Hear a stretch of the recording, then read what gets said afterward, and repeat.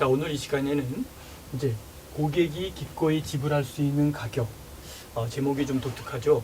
하지만 이 부분이 매우 마케팅에 있어 중요한 하나의 포인트이기 때문에 하나씩 생각하면서 공부하도록 하겠습니다. 이 고객이라고 하는 이 부분이 이제 마케팅에서는 가장 우선시되는 가장 중요한 부분 중에 하나이죠. 그래서 고객이 기꺼이 정말 자원하는 마음으로 기꺼이 지불할 수 있는 가격이 과연 어떤 것이냐, 이것이 곧 마케팅의 하나의 가장 지켜야 될 룰이고 지켜야 될 하나의 라인이다라고 생각을 하시면 되겠습니다.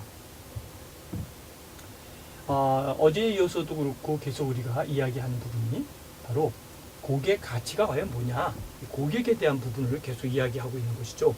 그래서 고객 가치 전달에 대한 부분을 어떻게 우리가 마케팅을 연결시킬 것인지 함께 생각하는 시간 갖겠습니다. 가치 창출을 위한 기업 외부 준비에서 유통과 판촉이죠.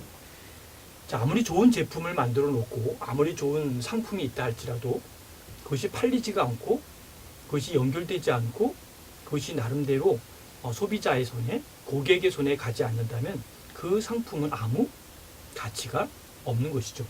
가장 중요한 것은 아무리 좋은 상품이라 할지라도 그것을 고객이 이용하고 사용하고 고객의 손에 갈 수 있도록 연결하는 이 부분이 바로 유통과 판촉이다라고 하는 것이죠. 그런 의미에서 이제 쉽게 접근할 수 있는 유통과 효과적인 판촉 전략은 뭐냐라고 하는 이 두 채널을 함께 공부하겠습니다. 가치 창출을 위한 기업 외부 준비 중에 유통과 판촉이라고 이야기했는데요. 먼저 어떤 것을 하나씩 공부해야 될 것인지 하나씩 살펴보면 부가가치 전달을 위한 유통 경로에 대해 이해하고 어떻게 상호작용하고 경로의 과업을 수행하여 조직화되는지를 학습한다라고 하는 것이 첫 번째 주제입니다. 두 번째는 유통의 중요성과 역할에 대해 알아보는 것이 또 두 번째 하나 이유이고요. 세 번째는 유통 경로에서 도매상과 소매상의 역할을 알아보고 이 둘의 마케팅 의사결정에 대해 학습하는 부분이 또 중요한 부분이죠. 다음은 고객 가치를 전달함에 있어 통합적 마케팅 커뮤니케이션의 필요성과 과정에 대해서 학습하는 것이 또 하나의 이유가 될 수 있다고 볼 수 있습니다. 다음은 촉진과 광고, 홍보와 인적 영업 등의 판촉 믹스에 대해서 학습하고자 합니다. 다음은 기업과 소비자와의 커뮤니케이션 과정에 대해서 학습하는 목적을 갖고자 합니다. 다음은 고객 가치 창출에 있어서 고객 관계 구축상의 인적 영업의 역할을 학습하는 것을 목적으로 합니다. 다음은 판매 촉진의 개발과 실행에 대한 과정에 대해서 학습하고자 합니다. 핵심 키워드는 가치를 어떻게 창출하냐, 가치 창출에 대한 것이 가장 중요한 하나의 초점이고 내용이다라고 이해하시면 되겠습니다. 자, 우리 아마존고라고 하는 하나의 슬로건을 보면요. 아마존의 새로운 쇼핑 시스템, 세계 최대 전자상거래 업체인 아마존이 선보인 무인 상점 아마존고는 새로운 쇼핑 시스템으로 오프라인 유통시장의 무인화 바람을 일으키고 있습니다. 아마존고의 정산 시스템, 미국 공항이나 영화관으로 진출하고 있다는 것이죠. 오프라인 진격에 나선 아마존 무인 매장 시스템도 내가 접수하겠다라고 이야기를 하죠. 자, 이 시스템은 뭐냐면요. 휴대폰 하나만 가지고 매장을 들어갑니다. 매장에 들어가서 원하는 물건을 사고 그리고 나오는데 아무 체크인 하는 카드도 없는데 나오는 순간 연결되는 이 체크에서 나오는 순간 그냥 결제가 되어버리는 거죠. 그래서 이 매장에는 아무러한 상점에 관리하는 돈을 받고 관리하는 수납원이 없이 그냥 자동 시스템으로 무인 시스템으로 진행되고 있다는 것이죠. 자, 이렇게 되었을 경우에 우리 일자리의 창출을 입장에서 볼 때는 일자리가 상당한 부분이 일자리를 놓게 되겠죠.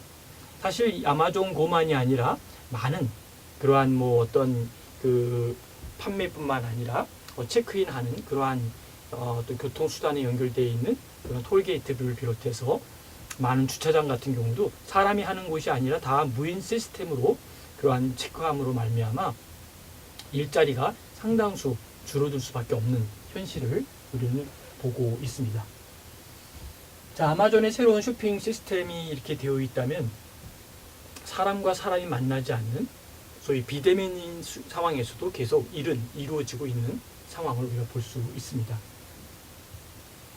자, 쉽게 접근할 수 있는 유통 부분을 살펴보면 유통이라고 하는 부분은 플레스, 장소를 이야기하고 있죠. 그래서 소비자가 편리하게 접근할 수 있는 유통망을 구축하는 것, 이 유통이 그런 의미에서 이 장소를 강조시키고 있고 중요한 포인트를 갖고 있습니다. 그래서 유통의 경로를 보면 최종 구매자가 상품을 쉽게 구입할 수 있도록 만들어주는 과정에 참여하는 모든 조직체를 우리는 유통 경로다 이렇게 보고 있습니다. 유통이라고 하는 것은 이전 단계인 고객가치 창출 단계에서 창출한 가치를 전달하는 고객가치 전달 과정의 중요한 역할을 담당하고 있다라고 볼 수 있습니다. 유통의 경로는 배분 활동뿐 아니라 정보 전달 활동과 수요 창출 활동을 담당하고 있는 것도 우리가 볼 수 있습니다. 그런 의미에서 가치 전달 네트워크를 볼 때는 또는 가치 부가 과정을 볼 때 바로 이러한 가치 전달 네트워크라든지 이 밸류에 대한 네트워크이죠. 그리고 가치 부과에 대한 과정을 살펴볼 때 바로 우리가 이 유통에 대한 유통과 유통 경로 이러한 과정들을 통해서 쉽게 접근할 수 있는 유통을 조금 더 가깝게 볼 수 있습니다. 자, 그렇다면 이제 가치에 대한 사슬을 보면은 먼저 기업 하부의 구조가 있고 인적 자원 관리 시스템, 기술 개발, 조달 및 구매 이러한 부분을 볼 때 투입 물류가 있는데요. 이 투입 물류와 그다음에 운영과 산출 물류와 마케팅 앤 판매와 서비스 이러한 부분들이 바로 가치 사슬처럼 모두 연결돼서 하나의 마진으로 나가고 있다라고 하는 것이죠. 그러니까 우리가 볼 때 가치라고 하는 것이 서로 동떨어져 있고 분리되어 있는 것이 아니라 연결돼서 마치 사슬처럼 연결되어 있는 부분이기 때문에 가치의 사슬이다 이렇게 이야기를 하고 있습니다. 자, 그렇다면 유통 채널의 존재 이유와 기능을 한번 살펴볼 필요가 있겠죠. 유통 채널은 단순히 제품을 전달하는 물리적인 배송 기능 이외에도 유통이라고 하는 것은 그냥 물건을 전달해 주는 것만이 이제 가장 중요한 일이고 사실 그것만 하면은 유통의 일은 다 끝났다고 볼 수도 있겠죠. 그러나 유통의 채널은 단순히 그냥 제품을 전달해 주는 물리적 배송 기능 이외에도 다음과 같은 여러 가지 기능을 담당하고 있다라고 하는 것이죠. 자, 이 부분을 보면 굉장히 이제 하나씩 생각할 거리가 많죠. 촉진입니다. 촉진. 자, 촉진은 뭘까요? 상품의 존재를 알리고 구매하도록 설득하고 구매를 유인하는 인센티브를 제공한다라는 것이죠. 그러니까 그냥 물건만 전달해 주는 것이 아니라 그 전달 과정 속에 뭐가 들어갈까요? 촉진이라는 것이 들어가서 상품의 존재를 알리는 겁니다. A라는 상품이 있습니다. 이렇게 먼저 알리고 구매하도록 설득도 하고 또 구매를 유인하는 인센티브 뭐 예를 들어서 언제까지 구매할 시에는 뭐 얼마까지 할인해 준다든지 또 언제까지 구매를 하면은 어떤 보너스로 다른 어떤 걸 준다든지 어떤 인센티브를 계속 제공한다는 이 촉진의 역할을 갖고 있고요. 그 다음에 보관이라는 걸 보면 생산된 제품을 소비 시점까지 보관하여 시간상의 불일치를 해소하는 이러한 보관을 통해서도 구매의 효과를 높이고 판매를 촉진시키는 부분을 갖고 있다는 것이죠. 협상이라는 것이죠. 구매자와 가격 그리고 기타 거래 조건에 대하여 협상과 합의를 이끌어낸다. 이 부분이 또 하나의 유통 채널의 존재 이유와 기능이 될 수 있다는 것이죠. 그 다음에 주문의 접수죠. 구매자로부터 주문을 접수받고 생산자에게 이를 전달해주는 그러한 중간에 매개체 역할을 하는데 주문 접수까지도 바로 유통 채널이 만들어내고 있다는 것이죠. 배달이라는 것이죠. 생산 장소에서 소비 장소까지 상품을 운송함으로써 장소상의 불일치를 해소한다 라고 하는 것도 우리가 볼 수 있는 중요한 포인트다 라고 볼 수 있습니다. 다음은 이제 판매 후 서비스 및 반품에 대한 처리죠. 판매를 했습니다. 그래서 설치나 보증 수리 같은 AS를 제공하고 반품을 처리하는 이런 부분 또한 나름대로 유통 채널을 통해서 마케팅의 전략의 가장 중요한 포인트가 된다라고 하는 것이죠. 그 다음에 이제 관계에 대한, 릴레이션에 대한 것을 유지하는 것인데요. 구매자와의 관계를 유지하기 위하여 여러 가지 활동을 펼치는 거죠. 어떤 AS도 해주기도 하고 홍보도 해주기도 하고 또 나름대로 어떤 안내 문자도 보내주기도 하고 또 실제로 어떤 행사를 펼쳐서 끊임없이 그들의 관계를 유지해 주는 거죠. 그 다음에 이제 인포메이션을 계속 제공하는 것이죠. 그래서 제품은 물론이고 구매자나 경쟁자, 기타 시장 환경 요인에 대하여 계속적인 정보를 제공함으로써 그 물건에 대한 어떤 구매 효과를 끝까지 갖게 하는, 그리고 그걸 통해서 뭔가 얻고자 하는 이런 부분들을 가지고 있다라고 보는 것이죠. 그 다음에 또 하나는 금융이죠. 구매자에게 외상이나 할부 판매를 제공해서 생산자에게 자금을 융통시키는 이러한 부분도 바로 유통 채널의 존재 이유와 기능이다라고 볼 수 있습니다. 자, 그럼 이러한 여러 가지를 살펴보면 어떻습니까? 그냥 우리가 물건을 팔고 그냥 소비자에게 전달만 하는 것으로 끝이었던 그러한 유통의 상황이 이러한 촉진과 보관과 협상, 주문 접수, 배달, 판매 후 서비스 및 반품 처리, 관계 유지와 정보 제공과 금융이라고 하는 것까지도 계속적인 유기적인 관계를 가지고 있다라고 하는 것이죠. 그래서 여러분이 알고 있는 하나의 인적 네트워크라든지 여러분이 알고 있는 지식이라든지 여러분이 알고 있는 하나의 자원이 그냥 그 자원으로 끝나는 것이 아니라 끊임없이 거기에 유기체적인 관계를 만들어내고 이끌어내는 그러한 부분이 더욱더 중요한 포인트다라고 볼 수 있습니다. 자, 그래서 유통 채널의 수단, 트랜스포테이션이라고 하죠. 트랜스포테이션이라고 하는 유통 채널의 수단을 살펴보면 효과적인 운송 관리는 많은 기업들이 비용을 고려하면서 동시에 고객들에게 전달 사항을 최적화시키는 것이 바로 유통 채널의 수단이고 내용이다라고 볼 수 있겠죠. 더 나아가서 이제 기업이 선택한 운송 수단에 따라 제품에 대한 가격, 배송 및 배송 이후의 상태가 달라지고 있는 것도 우리가 유통 채널을 통해서 볼 수 있는 아주 중요한 포인트가 될 수 있다라고 볼 수 있습니다. 자, 그런 의미에서 이제 유통이라고 하는 부분은 상당히 여러 가지 부분을 할 수 있는데요. 속성별 운송 수단에 대한 비교를 한번 살펴볼 필요도 있겠죠. 저비용과 속도와 신뢰도와 전달성과 비손상 명성을 살펴보면은 바로 여기에 파이프라인, 수로, 철로, 자동차, 항공 해서 파이프라인부터 해서 수로와 철로와 자동차와 항공에 대한 이르기까지 모든 것들을 보면 어때요? 다양한 각도로 어떤 때는 파이프라인이고 어떤 때는 나름대로 어떠죠? 이 항공으로 갈 수도 있고 속도를 볼 때는 그렇죠? 속도를 볼 때는 어때? 저비용으로는 파이프라인이 제일 적은 코스트를 갖고 있죠. 로우 코스트라면 수로와 철로와 자동차, 항공이 가장 고가로 올라간다면 속도로 보면 가장 거꾸로 될 수 있겠죠. 하나가 맞죠. 항공이고 그 다음에 자동차고 철도고 그다음에 파이프라인이고 그 맨 마지막 수로로 될 수 있는 것이죠.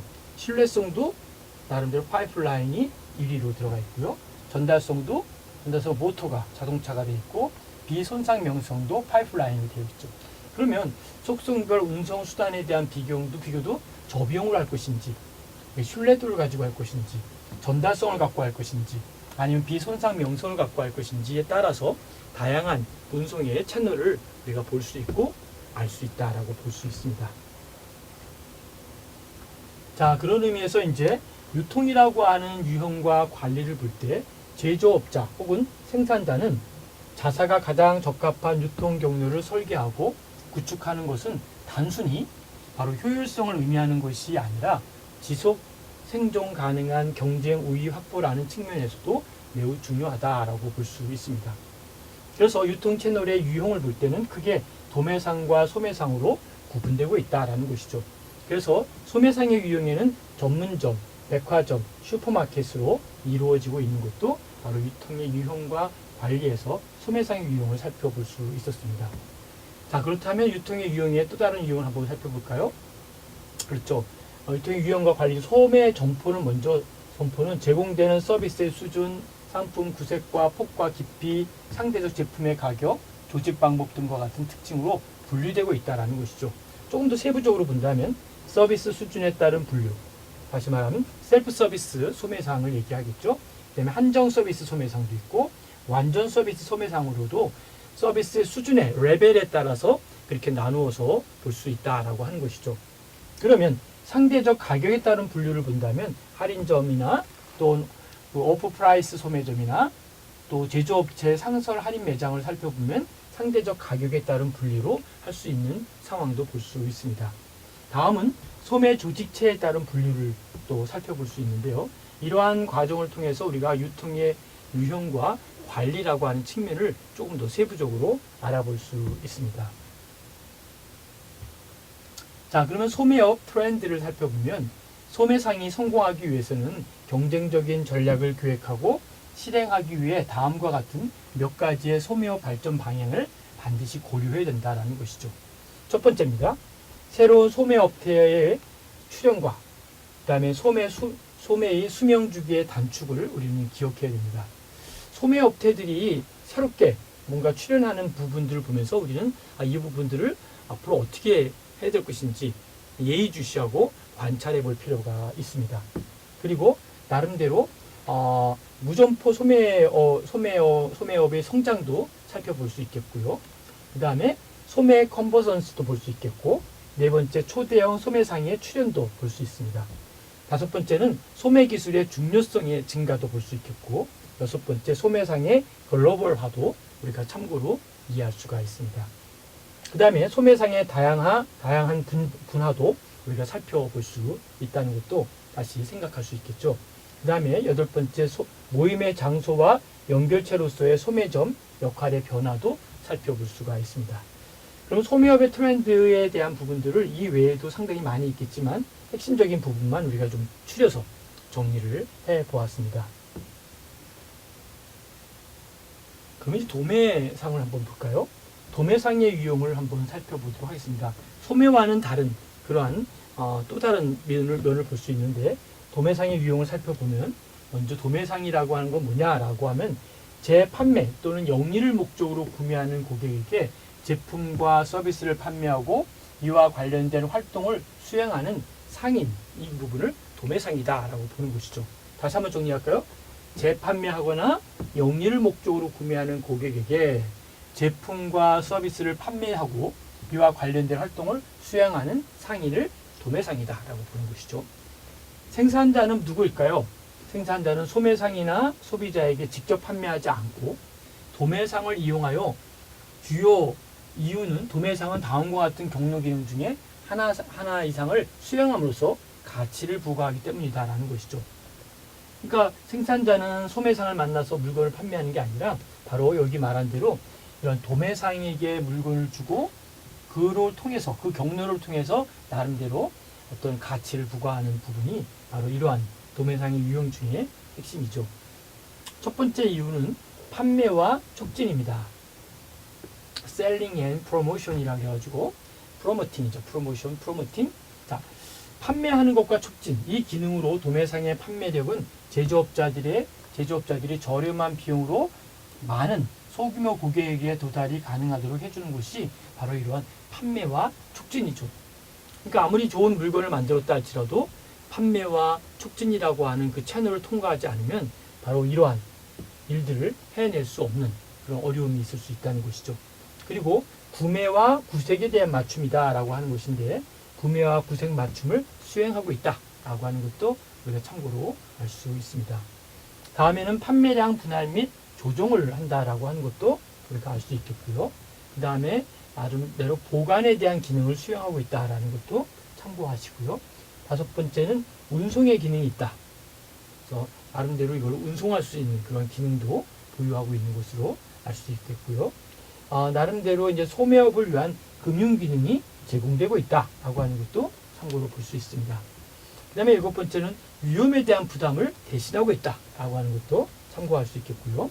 여덟 번째 시장 정보라고 하는 마켓 인포메이션을 제공하고, 아홉 번째는 경영관리 서비스와 그 다음에 조언을 해줄 수 있는 것이다 라고 하는 것이 바로 이러한 나름대로 도매상의 유형을 통해서 그 도매상들의 일들이 그 고객에게 도달할 수 있도록 어떻게 해야 될 것인지, 그래서 그 부분에 대해서 세부적으로 살펴보면 아래와 같다라고 하는 것이죠.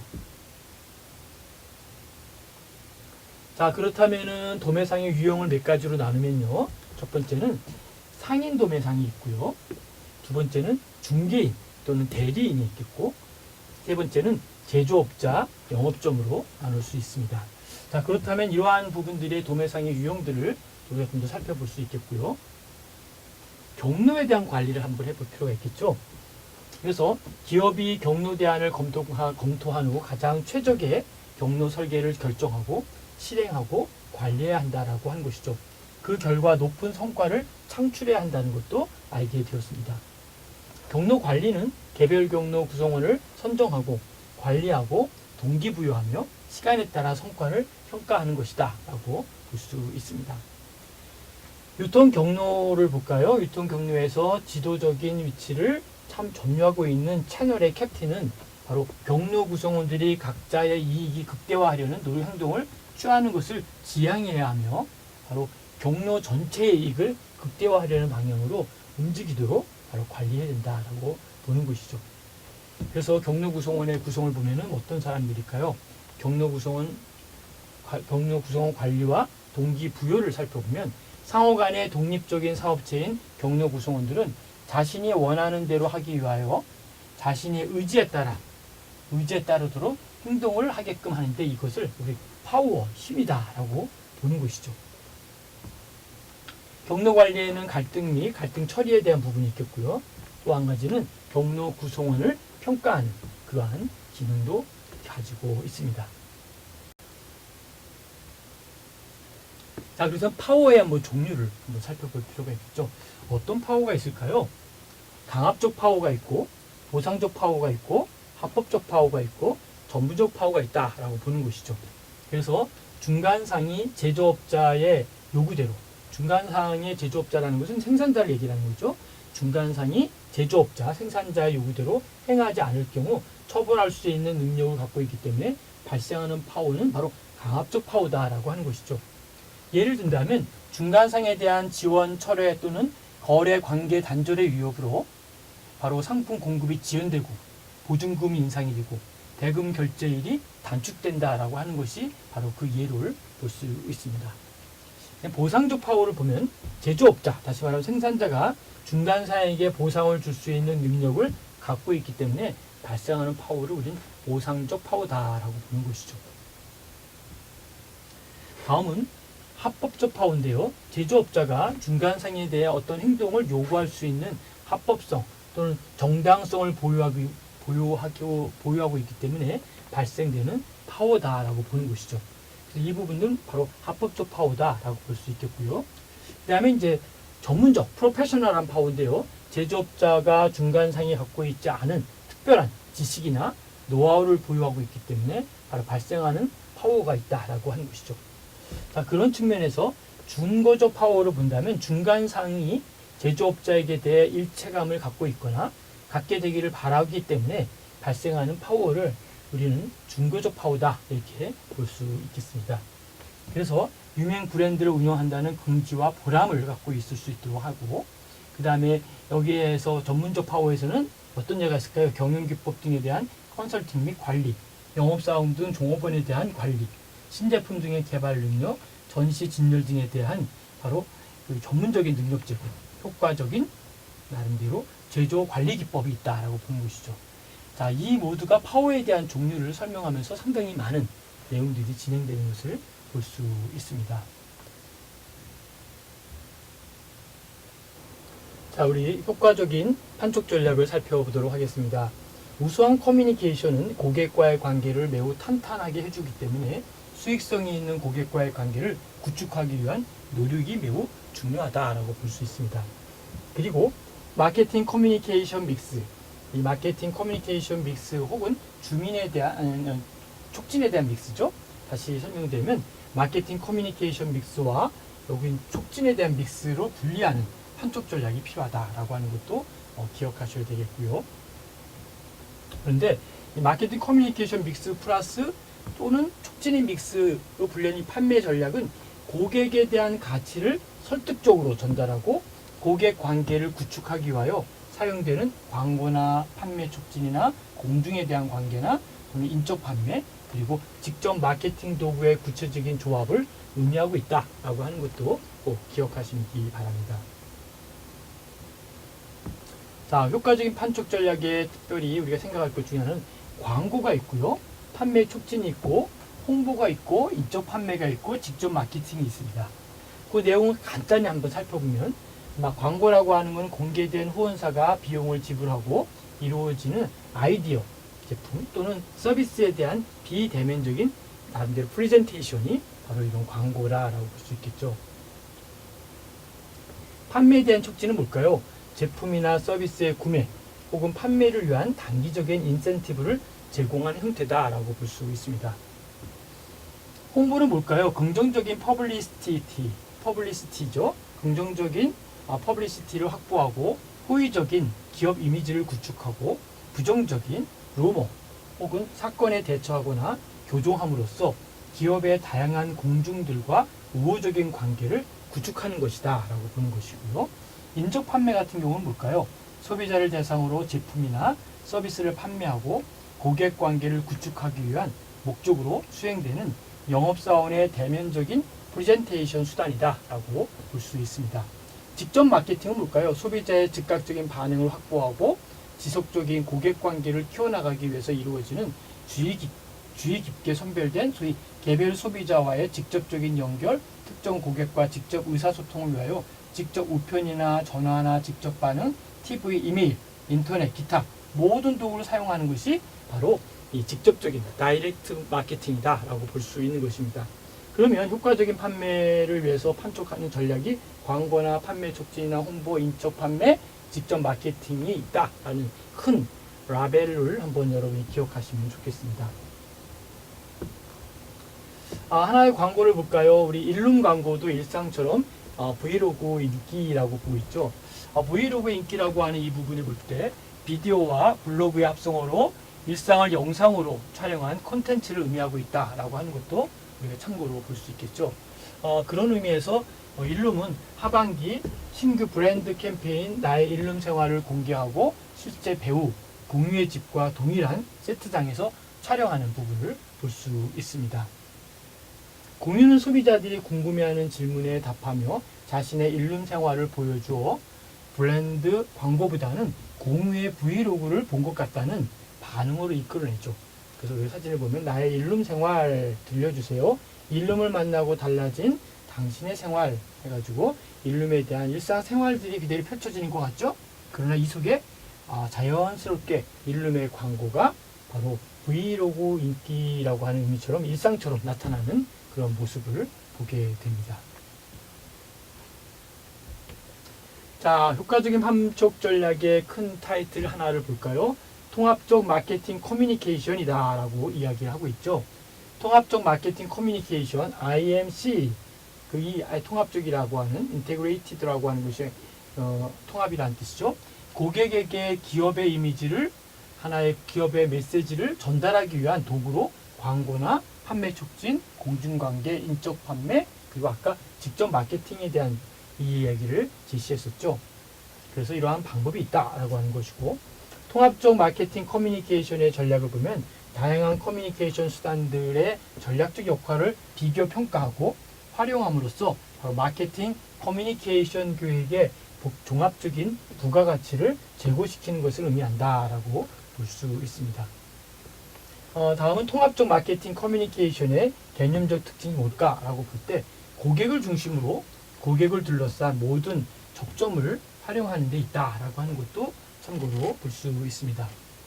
더 나아가서 이제 통합적 마케팅 커뮤니케이션은 고객의 행동에 영향을 미치고 또 모든 고객 접점을 활용하여 유망 고객 혹은 현재 고객으로부터 시작되며 모든 유형의 고객 접촉 수단을 사용하여 이에 대한 시너지 효과를 추구하기 때문에 결국 고객과 브랜드 간의 관계를 구축하는 뭐가 있을까요? 특징을 가지고 있는 그것이 바로 마케팅 커뮤니케이션이다. 이렇게 이해하시면 되겠습니다. 자, 그런데 왜 통합적 마케팅 커뮤니케이션이 등장했을까요? 여러 이유가 있겠지만 정리를 하면 이런 것이죠. 마케팅의 접근 방식이 변화되고 있다. 옛날의 마케팅과 여러분 지금의 마케팅은 굉장히 많이 바뀌었습니다. 광고를 보아도 옛날에는 막 주입식의 광고였지만 요즘은 삶 속에 그냥 자연스럽게 나오는 그러한 광고의 모습들을 많이 보게 되죠. 그래서 마케팅의 접근 방식의 변화를 따라서 바로 이러한 인테그레이티드 커뮤니케이션이 바로 만들어졌다라는 것이죠. 둘째는 소비자 정보 처리 과정에 대한 재인식이 되고 있다라고 하는 것도 참고로 볼 수 있습니다. 셋째는 커뮤니케이션 미디어의 다양화를 볼 수 있는데요. 바로 이 부분이 바로 커뮤니케이션에 대한 중요성을 이야기하고 있는 것이죠. 네 번째는 세분화된 소비자층의 등장과 매체 시장의 세분화가 아주 중요한 포인트로 자리매김하고 있습니다. 다섯 번째는 소매업자 역할의 중대성에 대한 증대를 볼 수 있고요. 여섯 번째는 정보기술의 나름대로 발전도 우리가 참고로 볼 수 있습니다. 그러면 통합적 마케팅 커뮤니케이션 등장 배경은 이렇게 첫째, 여섯째까지 볼 수 있겠고요. 통합적 마케팅 커뮤니티 전략에 대한 수립에 대한 과정을 한번 살펴볼 필요가 있겠습니다. 마케팅 전략 검토에 대한 단계가 먼저 있어야겠죠. 어떻게 할 것인가 점검을 하는 것이죠. 두 번째는 통합적 마케팅 커뮤니케이션의 목표의 설정이 또 중요한 부분을 차지하고 있겠고요. 세 번째는 마케팅 커뮤니케이션 도구들의 비교와 검토 그리고 선택이 바로 이렇게 들려있고 있고요. 네 번째는 커뮤니케이션 도구들의 전략적 역할의 할당도 우리가 살펴볼 수 있습니다. 다섯 번째는 커뮤니케이션 예산의 확보도 바로 이 부분에서 우리가 중요한 포인트로 자리매김할 수 있고 찾아볼 수 있다라는 것도 알 수 있습니다. 자, 그렇다면 마케팅 전략에 대한 검토를 보면요. 첫 번째가 커뮤니케이션 표적 청중의 결정, 여기에는 커뮤니케이션 컨셉의 결정, 표적 청중의 선정, 그리고 마케팅 믹스 프로그램의 검토해 보면 제품 관리, 가격에 대한 정책, 유통 경로 정책, 기타 마케팅 믹스에 대한 요소 살펴볼 수 있겠죠. 그 다음에 IMC, 통합적인 마케팅이죠. 통합적인 마케팅에 대한 부분을 목표의 설정을 보면 커뮤니케이션 효과 단계별 목표의 구체적인 설정이 필요하다라고 하는 것이죠. 다음은 커뮤니케이션 도구들의 비교 검토와 선택을 볼 수 있는데요. 바로 광고나 PR이나 SP나 인적 판매와 이벤트, POP 등을 들 수 있습니다. 다음에 이제 커뮤니케이션 도구별 전략적 역할의 할당과 나름대로의 커뮤니케이션에 대한 배정, 어떻게 배정할 것인지 한번 살펴보도록 하겠습니다. 자, 이러한 마케팅 전략에 대한 검토를 쭉 보면서 핵심이 키워드가 뭘까요? 그렇죠. 커뮤니케이션, 의사소통, 의사전달 이 부분이 바로 마케팅 전략의 굉장한 핵심이고 또 하나의 내용이다라고 볼 수 있습니다. 자, 그런 다음에 이제 기억할 것 중에 하나는 촉진 예산의 설정이 필요하다는 것이죠. 그래서 촉진 예산의 책정이 어려운 이유는 촉진 활동의 효과를 직접적으로 매출의 증가와 이익의 증가로 측정하기 어렵기 때문이다라고 하는 것이죠. 그래서 촉진 예산에 대한 방법을 보면은 매출액 비례법과 가용예산 활용법과 경쟁자 기준법과 그리고 목표 및 과업에 대한 기준법이 바로 있다라고 하는 것이죠. 자, 마케터는 그 푸시 촉진인데요. 촉진 믹스 전략이라고 하는 부분을 한번 살펴볼 필요가 있는데요. 세 번째 촉진 믹스 전략에는 마케터는 푸시 촉진이라고 하는 또는 풀 촉진이라고 하는 두 가지 기본적인 촉진 믹스 전략 중에서 하나를 선택할 수 있는 것이죠. 푸시나 아니면 풀이든 나름대로 그러한 두 개의 프로모션을 함께 살펴볼 수 있겠죠. 이 푸시라고 하는 전략은 이 푸시라고 하는 거죠. 마케팅 채널을 통하여 최종 소비자에게 제품을 밀어내는 것이 바로 푸시 전략의 핵심이다라고 하는 것이죠. 다음에 풀 전략은 소비자의 제품 구매를 유도하기 위하여 광고와 소비자 판촉 등의 마케팅 활동을 최종 서비스를 겨냥하여 수행하는 것이 바로 이러한 촉진 믹스 전략의 핵심이다라고 볼 수 있습니다. 자, 촉진 믹스 전략의 푸시 전략과 풀 전략을 보면은 푸시 전략을 본다면 생산자가 유통 구성원에게 그리고 소비자에게 연결되는 부분이죠. 그런데 생산자가 있고 소비자가 있는데 소비자가 수요를 채택하게 되고 유통 구성원이 수요를 또 보는 것이죠. 그래서 생산자에게 보고하면 생산자 마케팅 활동은 소비자에 대한 부분들을 잘 정리해서 소비자 광고, 소비자 판매 그러한 것으로 촉진시키는 이런 부분들이 바로 촉진 믹스 전략이다 라고 이해하시면 되겠습니다.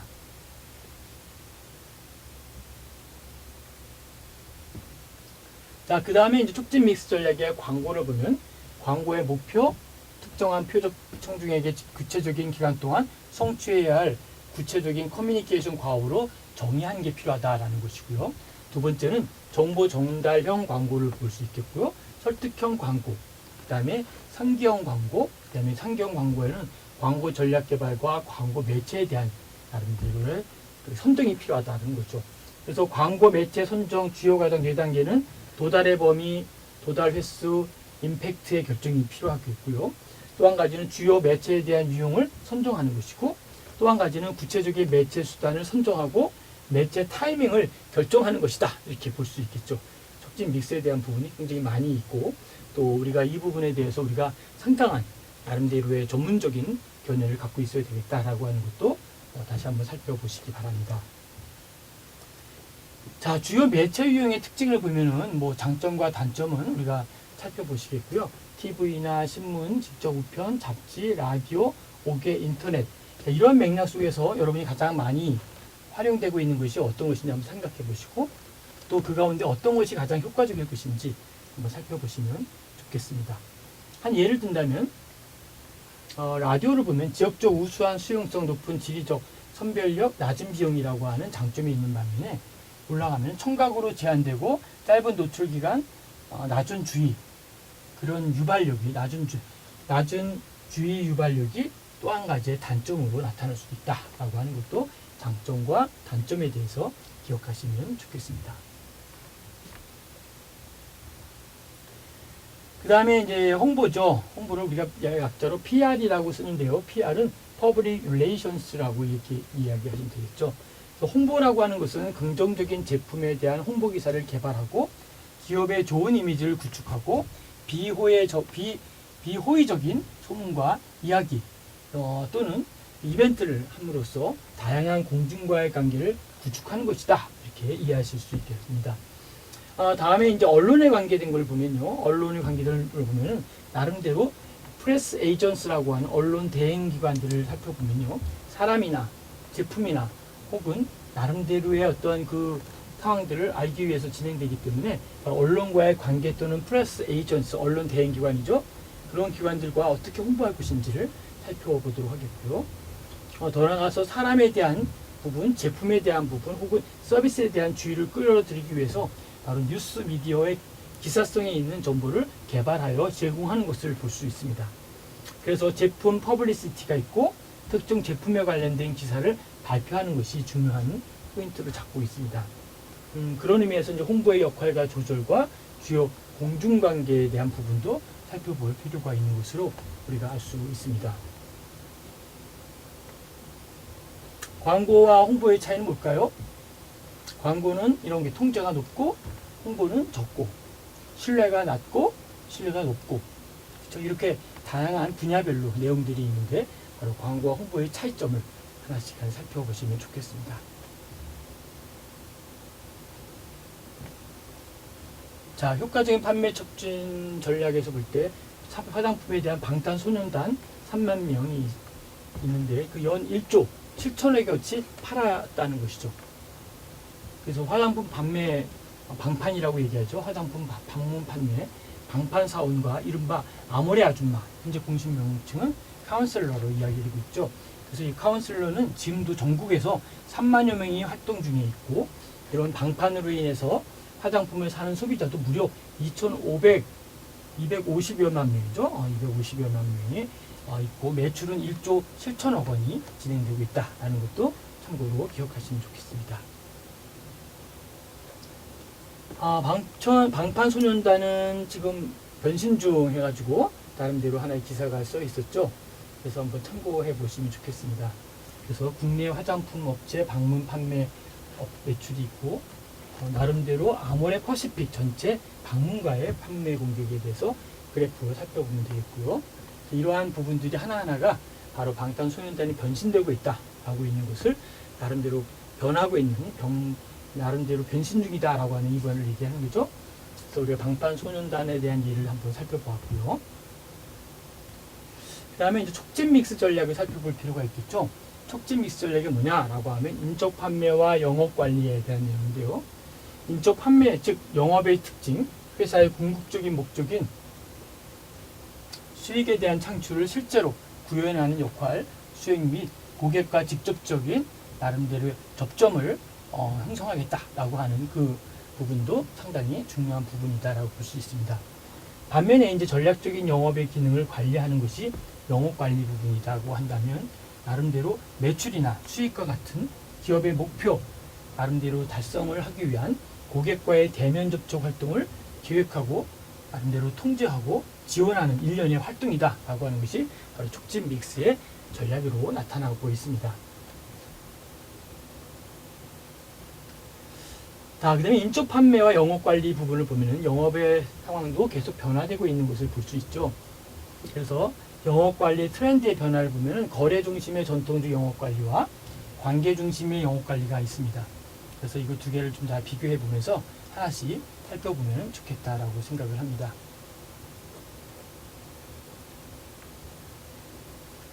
더 나아가서 인적 판매와 영업 관리라는 부분에서 전략적인 영업 관리 과정을 보면 영업에 대한 기능에 관련된 정의, 이것이 우리 회사에 있어서 영업이란 한번 맞는 것인지 한번 살펴봐야 되겠고요.